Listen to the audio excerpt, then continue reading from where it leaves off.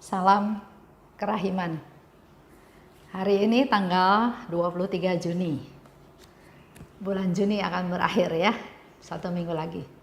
Kita mulai dalam nama Bapa dan Putra dan Roh Kudus. Amin.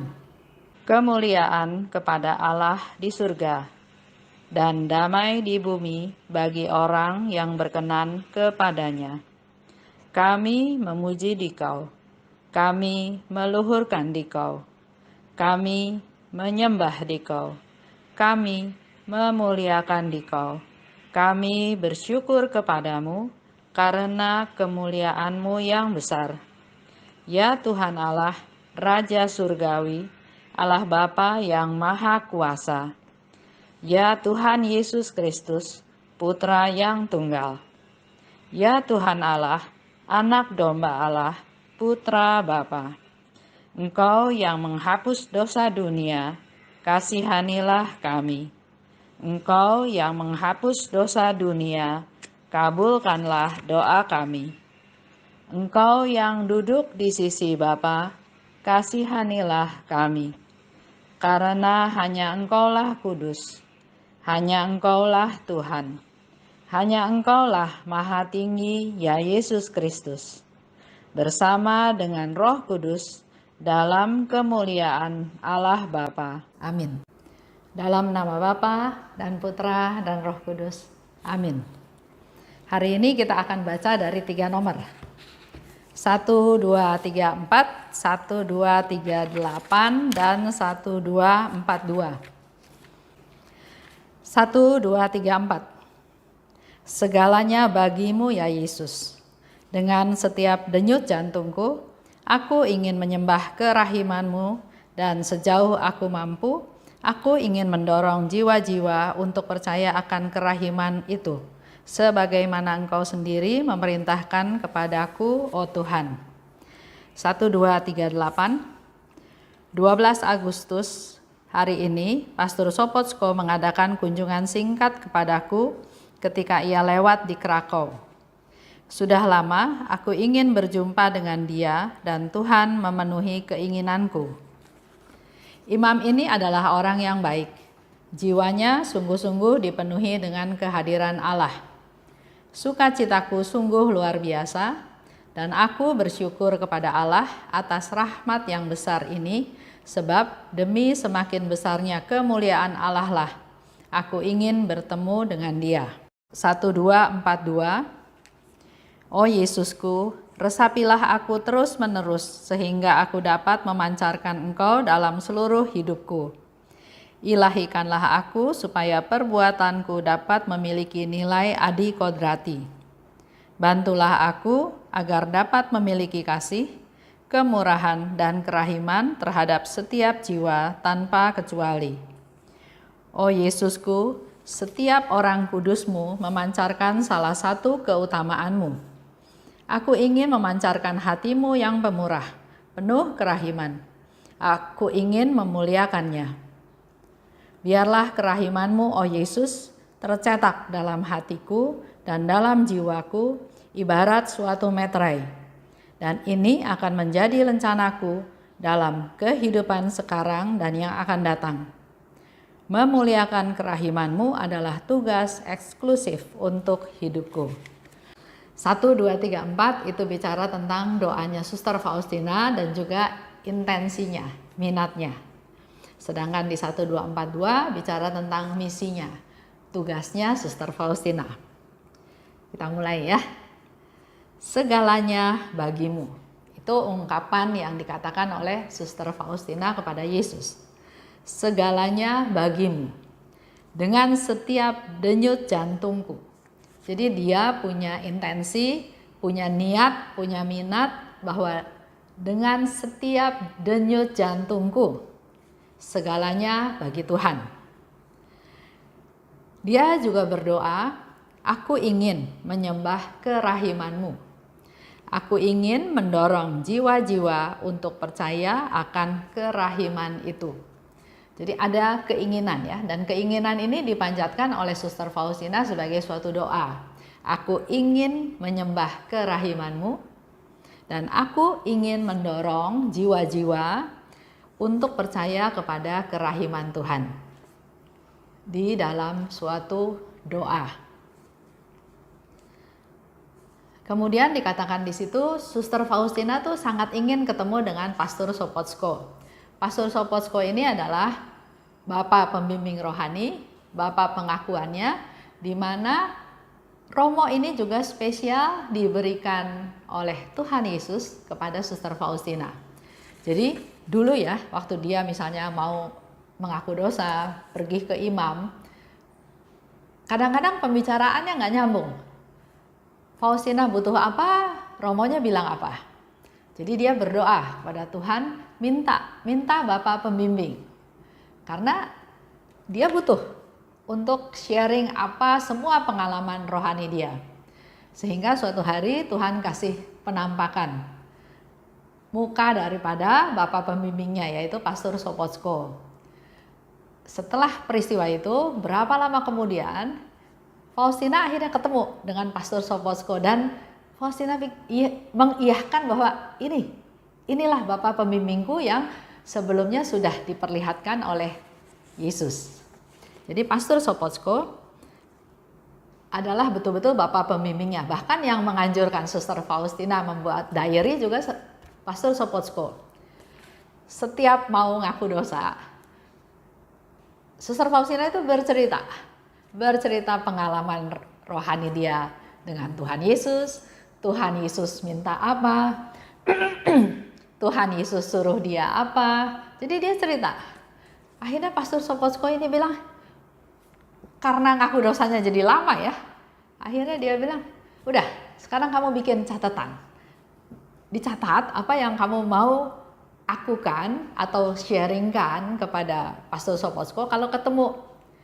Karena itulah maka ada diary ini. Ada diary Santa Faustina. Di saat-saat terakhir, Faustina rindu ingin bertemu dengan Pastor Sopocko. Dan kerinduan ini dia ungkapkan pada Tuhan. Tuhan, saya rindu sekali bertemu dengan Pastor Sopocko. Dan keinginanku ini, Suster Faustina katakan, dikabulkan oleh Tuhan pada tanggal 12 Agustus 1937. Jadi kurang lebih 1 tahun sebelum dia meninggal ya, dia ketemu dengan Pastor Sopocko. Setiap orang sebetulnya butuh Bapak pengakuan, butuh pembimbing rohani, butuh mentor. Bukan Suster Faustina aja, kita pun awam sebetulnya butuh. Cuma kan nggak mungkin kita sharing sama Romo ya, Romonya ada berapa orang dengan segitu banyak umat. Tapi kita boleh lihat, mungkin ada yang dituakan, ada yang kita percaya, mungkin yang lebih senior dari kita ya. Kita boleh sharing, boleh tukar pikiran, boleh tanya pendapat. Karena setiap orang butuh mentor, butuh pembimbing, butuh teman untuk men-sharingkan apa yang dialaminya. Dan Suster Faustina bilang, Pastor Sopocko itu adalah pastor yang baik, di mana jiwanya dipenuhi dengan kehadiran Allah. Jadi dia bisa melihat bagaimana Pastor Sopocko. Masih ingat waktu dia ngobrol sama Pastor Sopocko, terus dia melihat satu penglihatan kilat di mana pastor ini sangat menderita. Di mana karya-karyanya, yaitu karya penyebar luasan devosi kerahiman ilahi, di-ban sama Vatikan. Bahkan Pastor Sopocko juga ditegur keras oleh Vatikan. Itu sudah kita dengar ya beberapa hari yang lalu. Nah sekarang kita yang sudah tahu sekarang, kita pun sebetulnya perlu berdoa untuk para imam. Ada imam yang welcome kalau ada orang yang mau menerima sakramen tobat. Kelihatan ya, misalnya Romo saya mau menerima sakramen tobat. Reaksinya Romo kan beda-beda ya, mukanya ada yang oh iya boleh. Ada yang seperti apa gitu misalnya ya. Nah, sebetulnya kita perlu berdoa buat para Romo. Karena Romo-Romo tersebut memperoleh rahmat dari Tuhan untuk mewakili Yesus untuk mendengarkan pengakuan dosa kita. Dan jadi romo menerimakan sakramen tobat itu enggak gampang. Saya pernah satu kali pernah begini. Ada satu bapak, dia mau bercerita sama saya, cerita pengalaman hidupnya, yang menurut saya ceritanya nggak benar, nggak bagus, bukan nggak benar terjadi, tapi bukan sesuatu yang perlu diceritakan, karena itu sesuatu yang jelek. Tapi karena dia mau bercerita, akhirnya ya sudah saya dengarkan. Waktu dia bercerita hal-hal yang kurang baik, saya pikir, aduh saya mau stop aja nih kata-kata orang ini ya. Saya udah gak mau dengar lagi gitu. Tapi tiba-tiba Tuhan ingatkan saya, sepertinya tetap dengerin dia. Tetap dengerin, kamu cuma kasih kuping ke dia untuk mendengarkan. Terus saya bisa ngebayangin betapa menderitanya romo yang mendengarkan sakramen, yang mendengarkan pengakuan dosa dari umatnya dengan segala macam kesalahan, segala macam dosa, apalagi dosanya diulang lagi ya. Aduh, saya pikir aduh kasihan sekali ya romo-romo mendengarkan pengakuan dosa dari umatnya yang berbagai ragam, berbagai macam, dan dia nggak boleh cerita. Dia harus telan itu semua. Iya, kalau satu, kalau dua, kalau beberapa orang dengan segala macam dosa-dosa, kesalahan, kejahatan yang dia lakukan, saya nggak kebayang bisa tahan gitu ya. Karena yang saya dengarkan dari satu bapak itu aja, saya udah pikir aduh kapan ini selesainya ya. Tapi karena dia orang yang sudah tua dan dia bilang dia mau sharing, dan saya bilang oke, saya dengarkan, konsekuensinya ya saya harus dengarkan. Dan memang Tuhan membiarkan saya mendengarkan karena ternyata di ujung ceritanya dia bukan lagi bicara tentang dosa-dosanya dia aja. Dia sedang masuk ke pertobatan, bahwa apa yang dilakukan itu salah, dan dia di situ sharing betapa Tuhan turun tangan untuk membereskan masalah yang dia pikir nggak bakal bisa diselesaikan. Setelah itu saya dalam hati, puji Tuhan, untung saya dengerin terus. Kalau waktu itu saya bilang udah Pak, saya nggak mau denger lagi karena apa yang Bapak ceritakan itu nggak berkenan sama saya, mungkin tidak terjadi pertobatan. Tapi karena saya dengarkan terus, akhirnya puji Tuhan, terjadi pertobatan, terjadi pemberesan jalan hidupnya dia.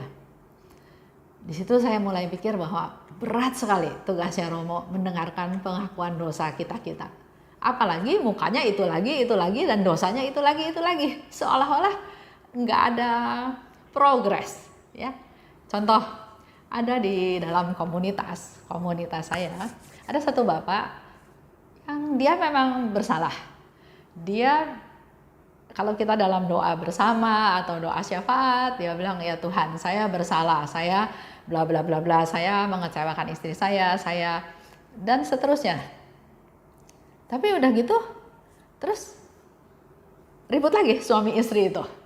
Nanti si suaminya dalam doa dia bilang dia salah, dia berdosa, dia minta maaf gitu ya. Kadang-kadang saya pikir juga, ini orang sebetulnya niat nggak sih ya? Kok ulang lagi gitu. Tapi ternyata manusia itu lemah. Manusia itu gampang sekali jatuh, dan biasanya jatuhnya ke dosa yang sama. Dosanya itu lagi.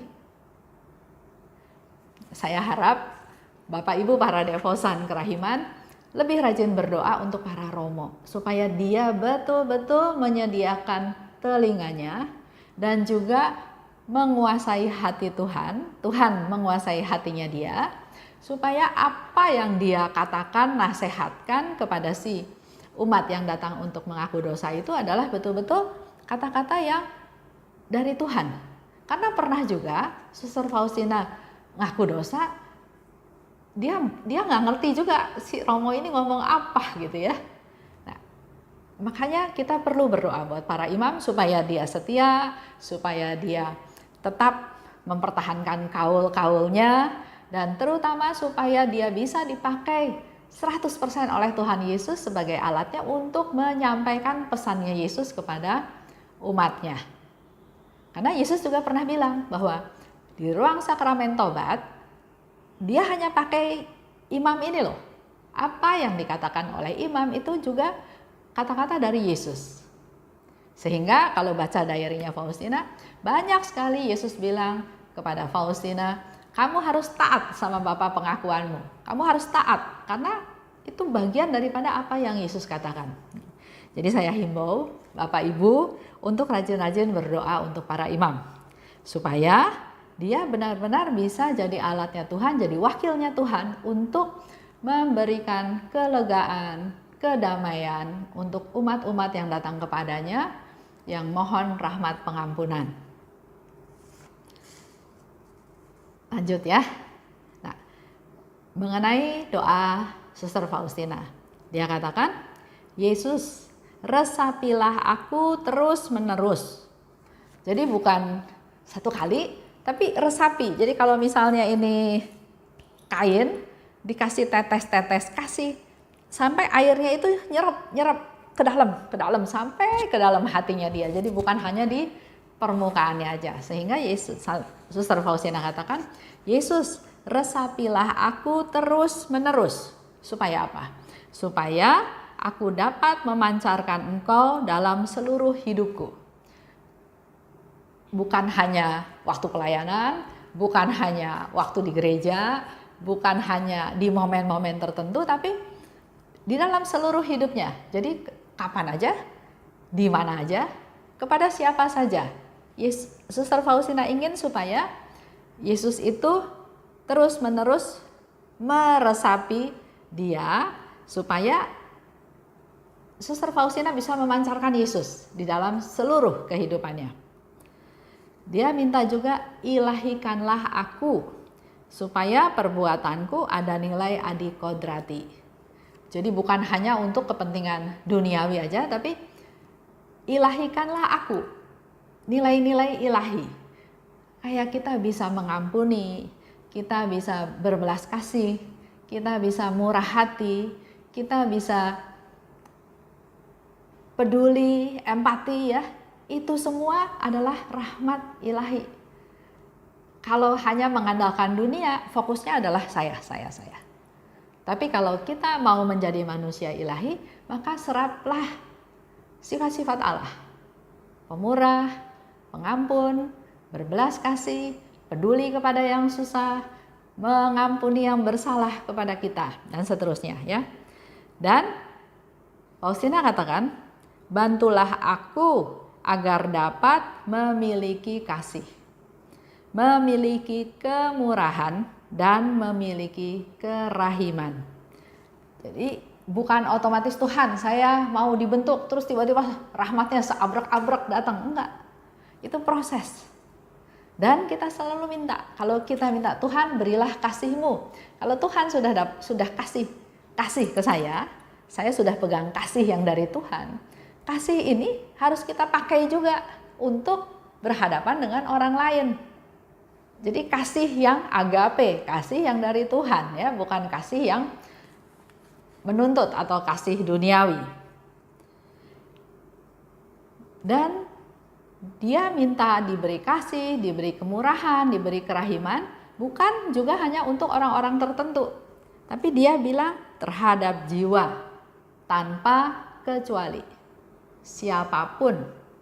Jadi Suster Faustina nggak pilih-pilih, kepada siapapun dia mau bertindak, mengasihi, dan juga memperhatikan, peduli, dan seterusnya ya.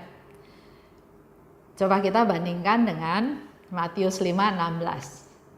Matius 5:16 itu dikatakan, demikianlah hendaknya terangmu bercahaya di depan orang, supaya mereka melihat perbuatanmu yang baik dan memuliakan Bapamu yang di surga.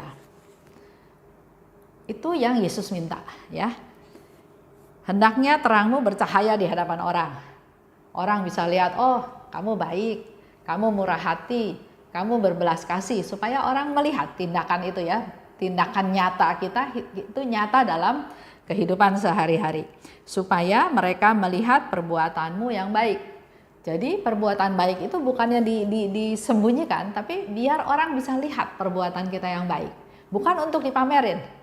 Ya, lain dengan yang Yesus bilang, apa yang diberikan tangan kanan jangan ketahuan tangan kiri, karena tujuannya adalah bukan untuk disebarluaskan, untuk dipromosikan, untuk pamer, ya. Tapi dalam hal ini perbuatan baik itu kamu harus kelihatan. Tujuannya bukan supaya kelihatan saya hebat, tapi tujuannya adalah supaya orang yang melihat perbuatan baik kita enggak cuma muji Esther, kamu baik, enggak. Supaya orang yang melihat perbuatan baik saya memuliakan Bapamu yang ada di surga. Jadi kalau saya melakukan perbuatan baik, bukan sayanya yang baik, tapi ada kuasa Allah yang membuat saya melakukan perbuatan baik. Sehingga orang itu bukan memuji Esthernya, tapi memuji Allah yang sudah merubah, yang sudah memberikan arahan, pimpinan, tuntunan sehingga saya berbuat baik. Ya, contoh ya seperti itu, hal itu. Ada satu sharing juga ya dari teman saya. Kalau kita mau Paskah atau mau Natal atau akhir tahun, kita suka bikin baksos namanya. Sama sekarang juga ya, kita melakukan baksos, memberikan perhatian kepada mereka yang perlu dibantu. Sekedarnya ya, bukan berarti semuanya gitu, tapi lebih ke arah perhatian. Pernah satu kali ada satu teman termasuk dalam daftar yang dia akan terima bingkisan Natal itu, ya termasuk. Nah, waktu bingkisan itu diantar ke dia bilang, terima kasih, saya sudah diperhatikan sama teman-teman, saya senang sekali. Tapi bingkisan ini saya nggak terima, saya kembalikan ke kalian, berilah kepada orang lain yang lebih membutuhkan. Bisa dua kan pendapatnya ya, sombong amat dikasih nggak mau gitu kan. Tapi karena kita sudah hubungannya cukup dekat dengan dia, kita tahu dia butuh. Tapi begitu rendah hatinya dia, begitu dia sangat apa adanya, dia bilang jangan kasih saya, kasih orang lain aja yang lebih butuh. Seperti sekarang ya, kita juga dengar di pembagian bansos tentang dalam rangka COVID-19 ini ya. Ada orang yang sudah terima, tapi dia merasa lebih baik dikasih ke orang lain. Karena saya masih bisa sendiri gitu. Karena yang perlu dibantu juga masih jauh lebih banyak. Nah, dari situ kita ngelihat dia melakukan perbuatan baik dengan mengembalikan apa yang dia terima. Dan kita tahu hal ini terjadi bukan karena dia menolak pemberian kita, tapi dia punya hati yang pemurah, yang murah hati, yang care sama orang lain yang mungkin lebih butuh daripada dia. Dan kita tahu semua itu dia bisa lakukan dengan kelegaannya, dengan kerelaannya, karena ada Allah yang menguasai hati dia sehingga dia menjadi hati yang pemurah. Lanjut ya. Suster Faustina bilang lagi, aku ingin memancarkan hatimu yang pemurah, yang penuh kerahiman dan memuliakannya. Jadi dia memang pengen Yesus ada di dalam diri dia, nyata dalam hidup dia sehari-hari, dan dia ingin memancarkan kemurahan Tuhan. Seperti Yesus yang orang-orang Farisi mendorong perempuan berzina pada Yesus. Nih ketahuan berzina, harus dirajam, harus dihukum, harus dibunuh. Apa yang Yesus lakukan? Kita semua tahu ya. Yesus bilang, kalau menurut kalian dia berdosa, ya lemparin aja dengan batu. Mulai dengan yang paling tua, kalau kalian nggak merasa berdosa. Silahkan lempar batu kalau kalian nggak berdosa. Yesus juga nggak mau menghukum. Nah, mari kita jadi devosan kerahiman yang juga punya sifat seperti itu. Walaupun ada orang salah, kita bukan hukum dia. Pancarkan sifat murah hati, pancarkan yang penuh kerahiman. supaya kerahimanmu tercetak dalam hatiku. Jadi bukan hanya kapan, contoh nih kayak pin ya, pin saya pakai, kapan-kapan saya lepasin. Ini enggak, Faustina mau tercetak dalam hatiku. Ibarat suatu meterai. Kayak kita kalau tanda tangan perjanjian atau kontrak, ada meterai kan? Itu tanda sah ya. Jadi dia minta supaya kerahimanmu tercetak dalam hatiku ibarat suatu meterai. Aku akan jadi lencanaku dalam hidup sekarang dan yang akan datang. Jadi seperti saya pakai lencana ini, Suster Faustina mau sebagai meterai yang tercetak dalam hatiku, dan ini menjadi satu tanda, satu bukti, satu lencana dalam hidup sekarang dan hidup yang akan datang. Karena memuliakan kerahimanmu adalah tugas eksklusif untuk hidupku. Jadi kita semua manusia itu sebetulnya harus punya prioritas. Sekarang setelah ada proses COVID-19 ini, semua di rumah, mari kita mengevaluasi diri sendiri. Apa tujuan hidup saya yang sebenarnya?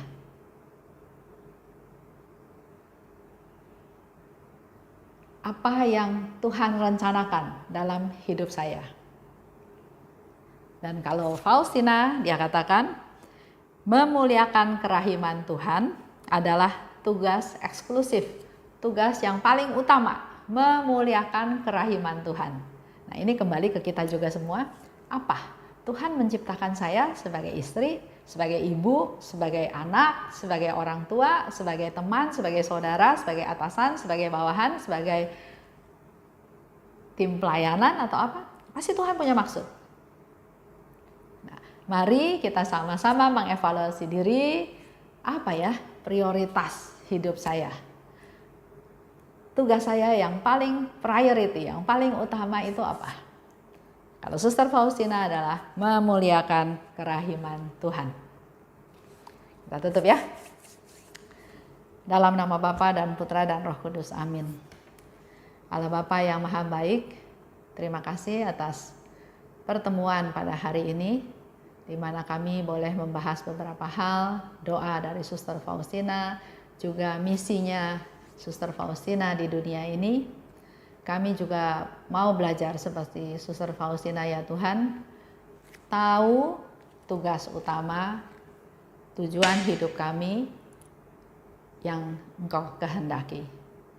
Bukalah hati kami Tuhan, Engkau memberi pencerahan kepada kami, supaya kami tahu tugas utama hidup kami, apa yang menjadi prioritas hidup kami, yaitu memuliakan kerahiman Tuhan. Dimanapun, kapanpun, kepada siapa saja, membawa Engkau Tuhan Yesus yang ada di dalam diri kami untuk nyata dalam perbuatan kami sehari-hari. Mampukan kami ya Tuhan. Bunda Maria, doakanlah kami. Santa Faustina, doakanlah kami. Amin. Dalam nama Bapa dan Putra dan Roh Kudus, amin. Salam kerahiman.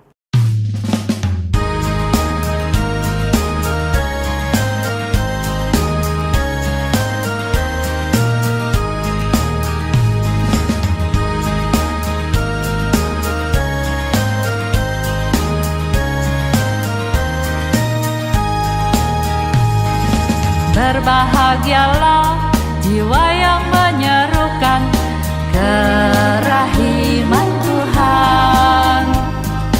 Jiwa itu akan dibela oleh Tuhan sebagai kemuliaan-Nya.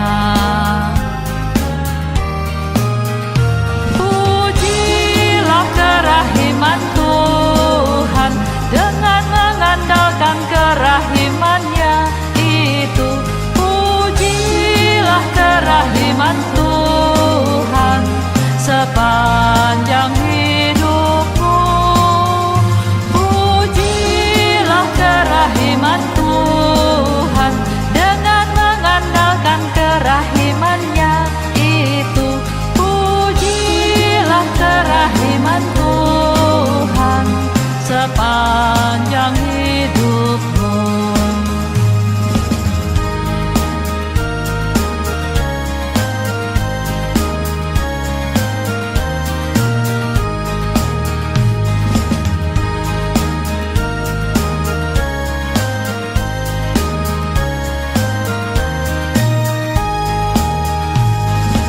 Berbahagialah jiwa yang menyerukan kerahiman Tuhan.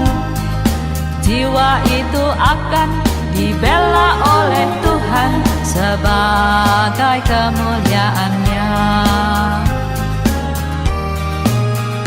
Pujilah kerahiman Tuhan dengan mengandalkan kerahiman-Nya itu.